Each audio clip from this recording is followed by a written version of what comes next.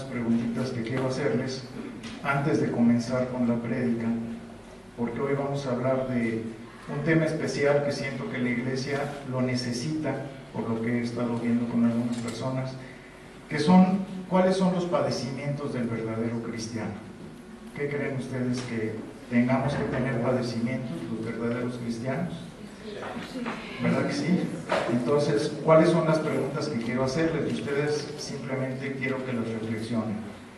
¿Cuántos están bajo presión actualmente? Levanten su manita los que se sienten bajo presión. Okay. ¿Cuántos están sufriendo persecución en su trabajo, en sus casas, con sus amigos? ¿Cuántos se sienten solos? Manitas. Okay. ¿Cuántos se sienten felices de estar sufriendo? ¿Ninguno? Bueno, pues ahorita vamos a ver por qué les pregunto esto. Vamos a orar. Señor, te damos muchas gracias, te bendecimos, te agradecemos por la oportunidad que tú nos das de tener esta iglesia, Señor, en donde podemos compartir tu palabra. Yo te pido que sea tu Santo Espíritu quien hable a través de mí y que tú recibas la honra y la gloria, la alabanza, Señor, en todos sentidos. Te agradecemos porque sabemos que tu bendición viene desde tu palabra y queremos pedirte que tú recibas la honra, tú recibas la gloria, que tú seas quien a través de tu gracia nos permita conocer y entender todo lo que dice tu palabra. Te agradecemos y te bendecimos, disponemos el tiempo en tus manos. Amén. Acompáñenme por favor a la primera carta a Pedro, en el capítulo 4, versículos del 12 al 14. Aquí vamos a ver qué nos dice el Señor en relación a esas pruebas que tenemos que pasar. Amados, no os sorprendáis del fuego de prueba que os ha sobrevenido, como si alguna cosa extraña os aconteciese, sino gozaos, por cuanto sois participantes de los padecimientos de Cristo, para que también en la revelación de su gloria os gocéis con gran alegría. Si sois vituperados por el nombre de Cristo, sois bienaventurados, porque el glorioso Espíritu de Dios reposa sobre vosotros, ciertamente de parte de ellos. Él es blasfemado, pero por vosotros es glorificado.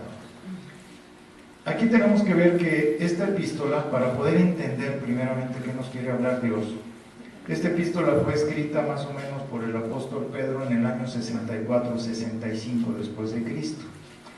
Y es probable, muy factible, que esta carta la estuviera escribiendo el apóstol Pablo cuando era, en ese tiempo, ustedes deben de recordar que Roma estaba incendiada. Duró 5 días un incendio intensísimo en Roma. Y esos 5 días, imagínense todo lo que se perdió durante ese tiempo. Todos los templos, las imágenes, toda la cultura de los romanos estaba ahí. Y entonces, ¿quién creen que fue? Según los que dicen, los historiadores dicen que fue Nerón el que quemó la misma Roma, que él quiso diseñar una nueva construcción para él recibir la gloria y decir, fue Nerón el que construyó todo esto. Y entonces dicen que ese incendio fue algo terrible, que fue algo espantoso, porque pues se murieron muchas personas dentro de lo que era todas las zonas de Roma, que fue toda la parte oriente, occidente, sur y poniente. Y dicen que fue algo que devastó a la gente, porque perdió todo, perdieron sus casas, sus propiedades, pero perdieron también su cultura, que fue lo más difícil para ellos. Y dicen que mientras estaba quemándose todo Roma, el Neroncito, que era un loco, que había matado a su propia madre, había mandado matar a su primera esposa, mató a su hermanastro, mató a su prima, y estaba pero bien loco este hombre, estaba perdido, porque en el principio de su reinado pues fue más o menos un buen emperador, pero después de eso se perdió en la locura.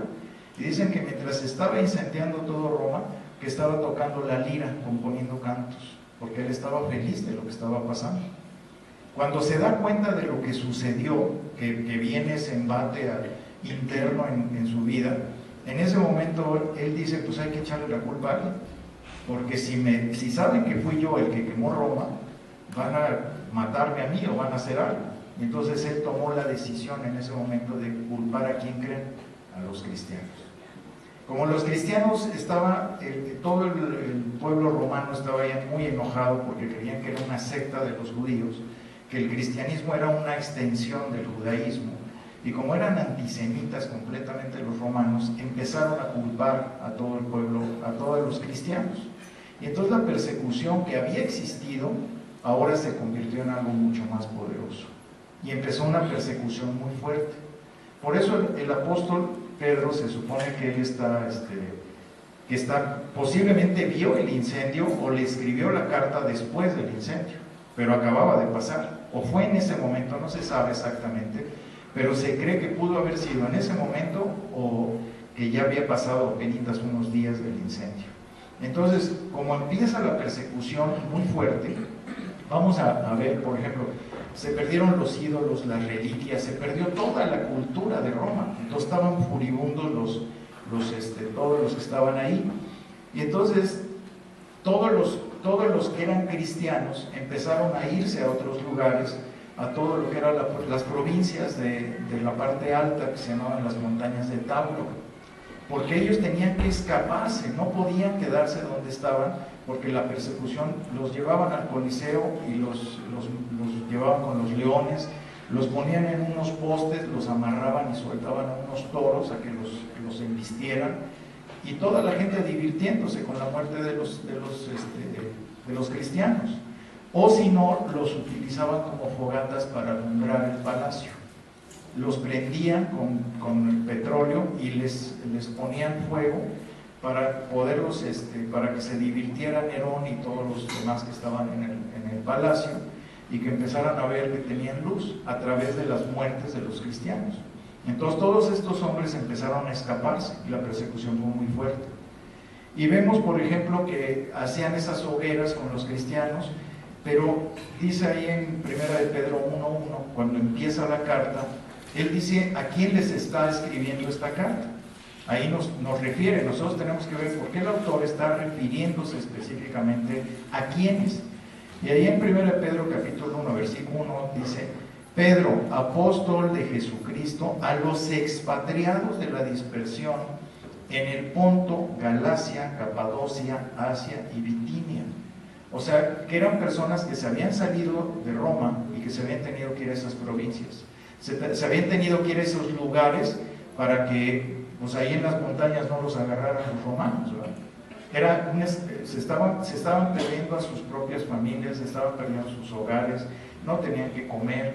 Entonces, imagínense la persecución tan tremenda que estaban viviendo estas personas. Entonces, tenemos que ponernos en el lugar de ellos, de saber, a lo mejor ya llevaron a mi mamá y la pusieron ahí con los leones, ¿verdad? O mataron a uno de mis hijos. La persecución que estaban sufriendo estas pobres personas era tremenda, era algo espantoso. Pero entonces, esta carta va dirigida a todas esas personas que ya eran como extranjeros, por eso les llamaban los peregrinos, por eso les mencionaba como peregrinos y extranjeros, porque ya no vivían dentro del mismo territorio donde habían tenido sus hogares. Se tuvieron que ir. Todo lo que era el monte de Tauro eran esas situaciones, era lo que ahora conocemos como Turquía. Ellos se tuvieron que ir fuera de todo lo que era Roma para escaparse hacia esas zonas y todo lo que... Imagínense tener que, como si nosotros nos tuviéramos que ir a Argentina, cosas por el estilo, a Venezuela, a Bolivia. Ellos estaban haciendo eso para que no los alcanzara. Nerón era tremendo, era una cosa espantosa este hombre. Entonces Pedro escribe esta carta, y vean, aquí hay algo muy importante. Vemos en 1 de Pedro 5, en el capítulo 5, versículo 13, porque tenemos que meternos en todo el contexto de lo que nos está hablando la carta a estos hombres. Y vamos a ver algo muy interesante. Vean lo que dice ahí en el versículo 13 del capítulo 5, dice: la iglesia que está en Babilonia, elegida juntamente con vosotros, y Marcos mi hijo os saludan. O sea, quiere decir que aquí el apóstol Pedro estaba en Babilonia cuando estaba escribiendo la carta. Pero ¿saben qué es Babilonia? Babilonia, obviamente, nosotros la conocemos ahorita, pues está en Irak, era en la zona de Irak, que está bastante retirado de Roma. Entonces, ¿cómo Pedro podía estar ahí? Y lo que pasa es que Babilonia era un alias de lo que era Roma. Ellos al escribir, como sabían que estaban siendo perseguidos, tenían que escribir en su anonimato, tenían que declararlo, porque si no, la misma iglesia que estaba en Roma iba a ser perseguida por los soldados. Entonces las cartas se podían perder. La carta él la mandaba para que llegara a su destinatario, pero en ese momento se podía perder, y si decía él estamos aquí en Roma, pues iban a ir por ellos. Entonces por eso él ponía por eso Babilonia. Babilonia, obviamente pues es Irak, es lo que estaba cerca de lo que era Bagdad, o está cerca, que Saddam Hussein hace poco tiempo empezó a reconstruir todo lo que era Babilonia, antes de que lo mataran. Y eso apocalípticamente nosotros podemos entenderlo como que ya es parte, porque dice que Babilonia se va a restaurar en aquellos tiempos de sufrimiento cuando estén en la tribulación. Entonces es algo muy interesante cuando nosotros vemos primeramente que el apóstol Pedro está poniendo la carta, pero para que la gente no se dé cuenta. Por eso tenemos que entender específicamente todo esto. Entonces vemos que Pedro escribió esta carta antes o después de que fue el incendio, pero él estaba en Roma en ese momento. Y aquí vamos a ver 3 elementos importantísimos dentro de esta carta que nos van a servir a nosotros como audiencia actual de esa carta. La primera es el motivo de las pruebas. ¿Por qué Dios tiene que poner pruebas en nuestra vida? ¿Por qué son importantes para nosotros? Que no debemos de sorprendernos cuando venga la prueba. A veces decimos, ay, pero ¿por qué a mí me pasa esto? Y ahorita vamos a ver por qué es importante. Y lo tercero es que debemos de gozarnos en medio de la prueba. Que muchos de los que estamos aquí nos sorprendemos, ¿verdad? Cuando decimos, pero ¿cómo voy a gozar en la prueba? ¿Cómo voy a disfrutar, ¿verdad?, de estar siendo probado? Pues aquí el apóstol va a decirnos por qué es importante. Entonces el motivo de la prueba, vamos a ver ahí mismo en 1 de Pedro capítulo 1, versículo 6, y vamos a ver cómo empieza esta carta.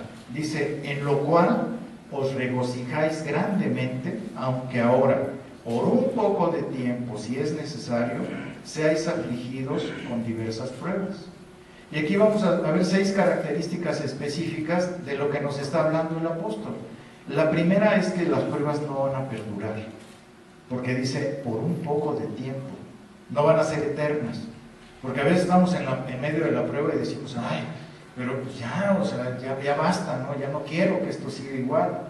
Segundo, a veces Dios lo considera necesario para nuestro crecimiento. Es parte importante para que podamos crecer. Cuando nosotros nos dicen, o en iglesias equivocadas, dicen, es que Dios te va a bendecir en todas las áreas, tú vas a estar feliz, vas a tener paz. Eso es pura mentira. Porque el verdadero cristianismo, a veces tenemos que pasar por pruebas y difíciles. Y no es fácil. Y ese es el verdadero evangelio, no la mentira que muchas iglesias dicen. ¿Por qué? Porque dice, si es necesario. Y ahí lo está diciendo el 1 de Pedro, si es necesario. Si Dios piensa que es necesario para tu vida, es impresionantemente necesario que Dios ponga esa prueba para que cambies esa actitud o esa mala, ese defecto de carácter que a lo mejor tienes. ¿Y cómo te lo puede mostrar Dios? Pues si es necesario tendrás que pasar por esa prueba. También dice que sirven un propósito definido. Dice, seáis afligidos con diversas pruebas. O sea, tenemos que ser afligidos. Es necesario. También producen tristeza y aflicción. Se presentan en varias formas, con diversas pruebas. Y también no deberían reducir el gozo del cristiano. Vemos ahí en el versículo 7, dice, para que la prueba de vuestra fe, más preciosa que el oro que perece, aunque probado por fuego, sea hallada que resulta en alabanza, gloria y honor en la revelación de Jesucristo. ¿Por qué de las pruebas? Ahí tenemos que ver. El propósito que tiene Dios al permitir las pruebas, ¿para qué creen ustedes que sea? Para lo más importante, ¿saben para qué es? Para probar y confirmar si nuestra fe está firme. ¿Realmente mi fe está puesta en Dios? Hay muchas personas que no pasan la prueba de fuego. una película que se llama Prueba de Fuego, si la han visto, es muy buena. Y ahí nos habla de esta prueba. O sea, tenemos que ser probados en nuestro matrimonio, como padres, como cristianos dentro de la iglesia. Tenemos que ser probados.